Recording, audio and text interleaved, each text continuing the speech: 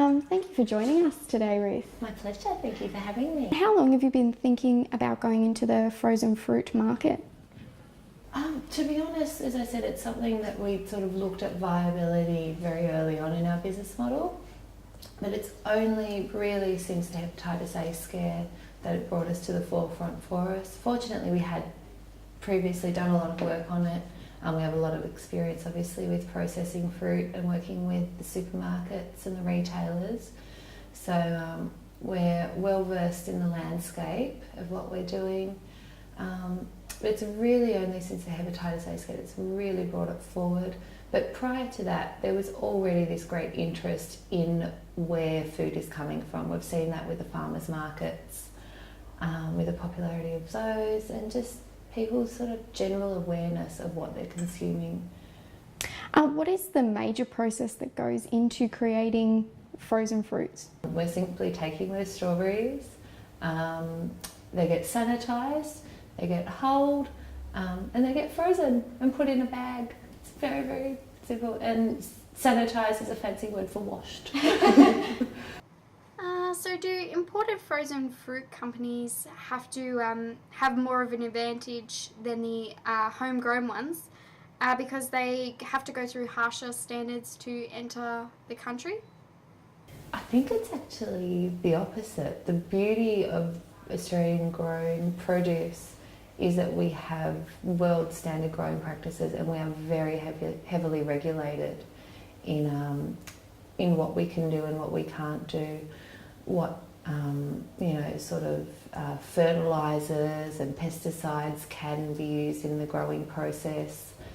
And I think that a lot of the controversy is about the lack of testing and the lack of understanding of what the growing practices are overseas.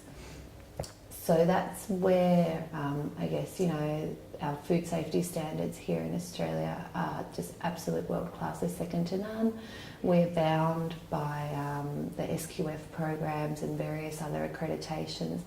That means that everything we need to do is incredibly safe. So whilst I'm not sure about the overseas standards and practices, I think the problem is that no one is. Whereas we're very heavily regulated in Australia. Now, you touched on before the expense, that it'll be a little bit more expensive to purchase your berries. Do you know why it's so cheap to import berries from overseas rather than here? Again, I only know what's sort of published in the media. I don't have any direct experience of overseas production. But if we just sort of consider that everything in Australia is more expensive to do.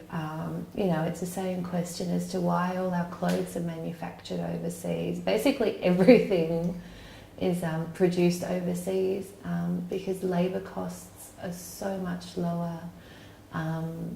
Your packaging costs, everything is so much cheaper to do overseas than it is here in Australia. But we're pretty resourceful here in Australia. We've got a good work ethic, and our product will only be a couple of dollars more expensive than people are used to paying, and it's just a choice for them. It will still be affordable for uni students and people who are on a budget?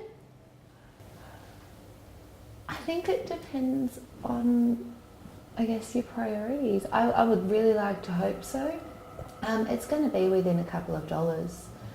I can understand that, every dollar matters, and I recall very much being a uni student and turning up at my brother's house asking for a meal many, many times. But I think it really depends on what your priorities are.